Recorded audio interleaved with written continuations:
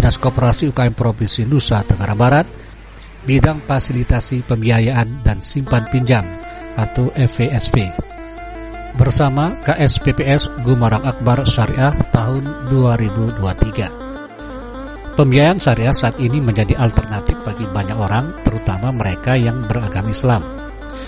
Berdasarkan definisinya, pembiayaan syariah adalah jenis pembiayaan berdasarkan prinsip syariah, sehingga dalam menjalankan seluruh kegiatannya harus selalu mengacu prinsip hukum Islam yang diatur dalam Fatwa Majelis Ulama Indonesia, seperti prinsip keadilan dan keseimbangan atau adl wa tawazun, kemaslahatan atau maslahah, universalisme atau alamiah, serta tidak mengandung gharar, maisir, riba, zalim, dan objek yang haram.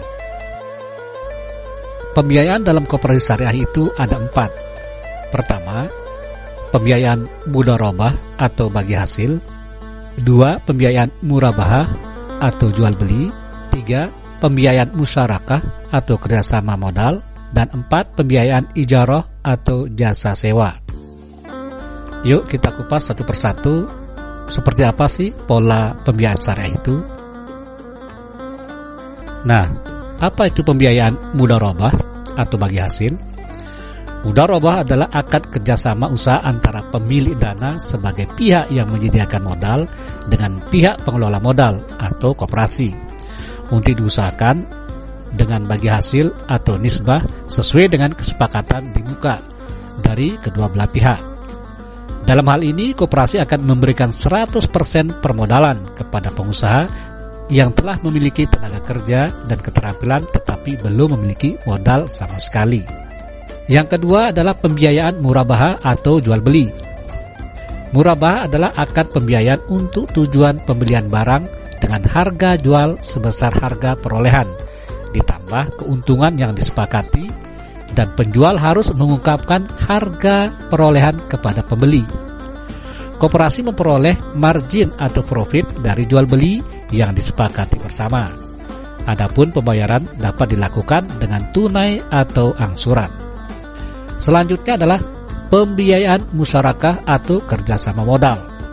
Pembiayaan musyarakah atau syirkah adalah akad kerjasama antara dua pihak atau lebih untuk usaha tertentu, di mana masing-masing pihak memberikan kontribusi dana dengan ketentuan bahwa keuntungan dibagi berdasarkan kesepakatan, sedangkan risiko berdasarkan porsi kontribusi dana. Selanjutnya, pembiayaan ijarah atau jasa sewa. Pembiayaan ijarah adalah pembiayaan dengan pemindahan hak guna atau manfaat atas barang atau jasa, dengan memberikan upah sewa tanpa diikuti pemindahan hak kepemilikan barang atau jasa. Hadis tentang riba, bahwa dosa riba setara dengan perbuatan dosa seorang menzinahi ibundanya sendiri. Diriwayatkan dari Bara bin Azib radhiyallahu anhu bahwa Nabi Muhammad SAW bersabda, yang artinya dosa riba terdiri dari 72 pintu. Dosa riba yang paling ringan adalah bagaikan seorang laki-laki yang menzinai ibu kandungnya sendiri. Hadis riwayat Tabrani. Sosialisasi literasi keuangan syariah ini dipersembahkan oleh Dinas Koperasi UKM Provinsi Nusa Tenggara Barat, bidang fasilitasi pembiayaan dan simpan pinjam, produksi tahun 2023.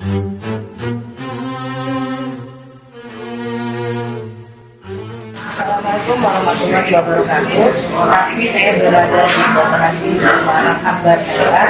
Ini berbincang-bincang dengan Ketua Koperasi. Di sini sudah hadir Pak Fahmi. Kita bisa berbincang-bincang terkait literasi keuangan syariah. Baik.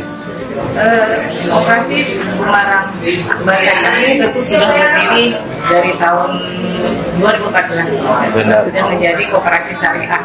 Kira-kira di koperasi syariah Gumarang Akbar ini produk-produk keuangan syariah apa yang banyak? Mungkin bisa jelaskan akad-akad yang ada di koperasi syariah. Tentu beda dengan akad yang ada di koperasi konvensional. Baik, sebelumnya perkenalkan, nama saya Husnul Fahmi, jabatan selaku Ketua Koperasi Gumarang Akbar Syariah. Adapun produk yang ada pada koperasi kami terdiri dari dua, yaitu yang pertama produk pada pembiayaan pada sektor real, dan yang kedua produk pembiayaan pada non sektor real atau biasa kita sebut konsumtif. Nah, adapun pada pembiayaan sektor real, kami biasa menggunakan pola akad murabahah yang biasa kita kenal dengan jual beli. Yang kedua dengan pola akad ijarah mutahiyah bitamlik, atau sewa menyewa yang diakhiri dengan hibah. Adapun dengan produk non sektoril atau biasa kita sebut pembiayaan konsumtif, biasa kami menggunakan akad al-qard yang kita biasa sebut qardul hasan, yaitu pinjaman. Mungkin seperti itu, Bu. Kalau dilihat sekarang trennya masyarakat di sini atau anggota koperasi Muara Abah Syariah ini, bagaimana pengetahuan mereka tentang keuangan syariah? Apakah mereka datang sih sudah paham tentang akad-akad yang akan mereka pakai dalam bertransaksi, atau mereka datang ke sini ya sudah langsung disediakan, oh ini harusnya sesuai dengan kebutuhan masyarakat, pemahaman anggota seperti apa? Ya, sejauh ini pelaksanaan yang kami laksanakan dalam kegiatan pembiayaan, tentu kami ketika anggota itu datang kepada kami menanyakan kebutuhannya itu apa. Jadi untuk akad tersebut baru kita tentukan setelah kita mengetahui anggota tersebut kebutuhannya itu apa. Ketika kebutuhannya adalah barang, untuk barang cenderung kami menggunakan pola akad murabahah. Salah jadi diwakilkan koperasi yang memberikan barangnya tersebut atau biasa kami sebelum akad itu ditandatangani atau disepakati, kami menawarkan kepada anggota terlebih dahulu apakah produk tersebut akan kami sediakan dari pihak koperasi atau anggota yang membeli produk yang sesuai yang diinginkan, seperti itu. Kadang-kadang kami juga khawatir produk yang kami sediakan tidak sesuai spesifikasinya seperti yang anggota butuhkan, seperti itu. Terkait dengan persaingan dengan koperasi konvensional, mungkin apa trik-triknya agar masyarakat ini, kita kan mau transaksi kita buka, mereka aman. Karena kalau biasanya kalau konvensional karena kaitannya dengan istilah riba itu. Nah, sekarang trik-trik dari koperasi Muara Abah supaya masyarakat di sini lebih memilih untuk ke koperasi syariah dari anggota supaya ke sini. Jadi yang pertama-tama memang koperasi syariah ini tugas kita bukan hanya bisnis, Bu, ya. Jadi lebih besar juga kepada syiar. Jadi bagaimana kita mensiarkan kepada masyarakat pada umumnya dan anggota kita pada khususnya betapa pentingnya kita bersyariah. Dan yang kedua memang edukasi tidak cukup dilakukan terhadap koperasi saja, melalui koperasi saja. Perlunya edukasi mungkin yang di lewat media sosial ataupun lewat banyak tempat gitu.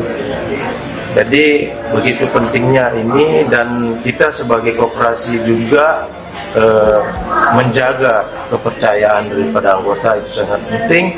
Yang kedua, memberikan kemudahan pada anggota dalam bertransaksi, dan tentunya kami di sini sudah difasilitasi dengan sistem yang berteknologi terbarukan. Yang terakhir, memberdayakan anggota itu juga penting.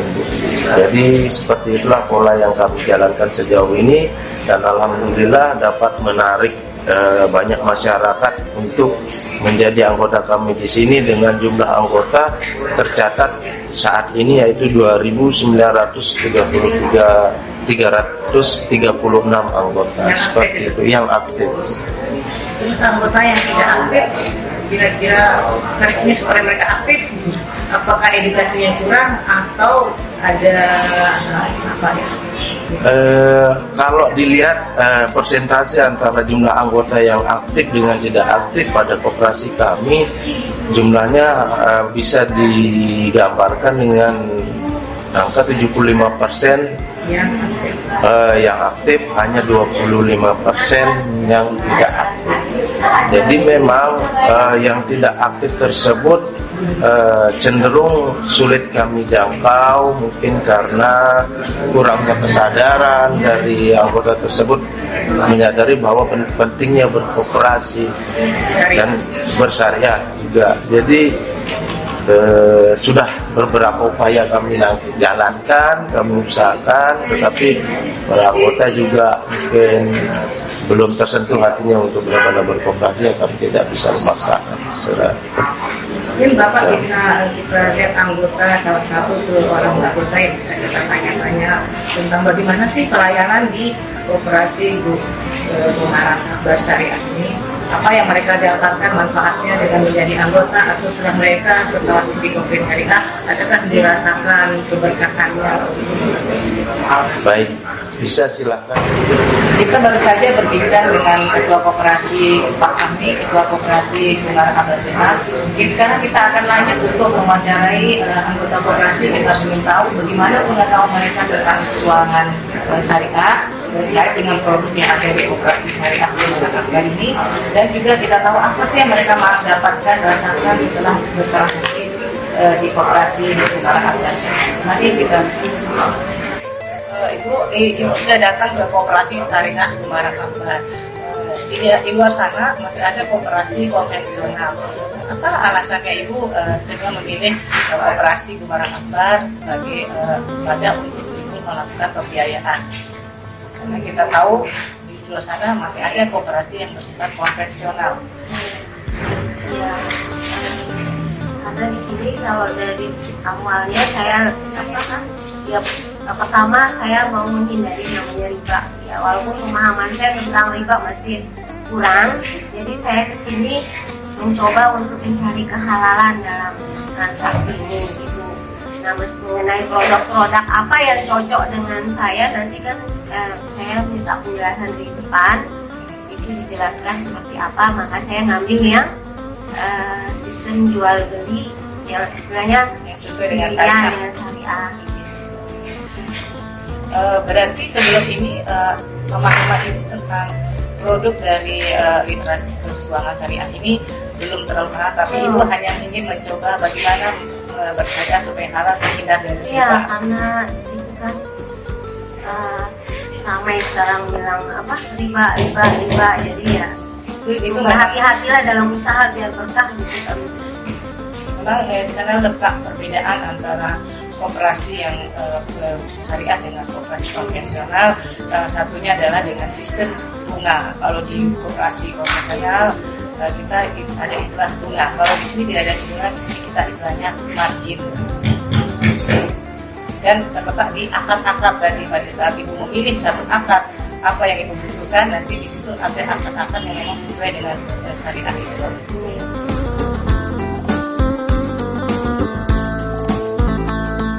Ya, harapan saya sebagai pengusaha pedagang. Pedagang apa, Bu? Pedagang sembako ya. Nah, saya berdagang di ACC, pasar ACC. Kedepannya saya ingin usaha saya lebih maju dengan pembiayaan dengan sistem syariah, dan mungkin kedepannya berharap juga di sini bisa menjelaskan kepada masyarakat tentang pentingnya bertransaksi pembiayaan dengan sistem syariah.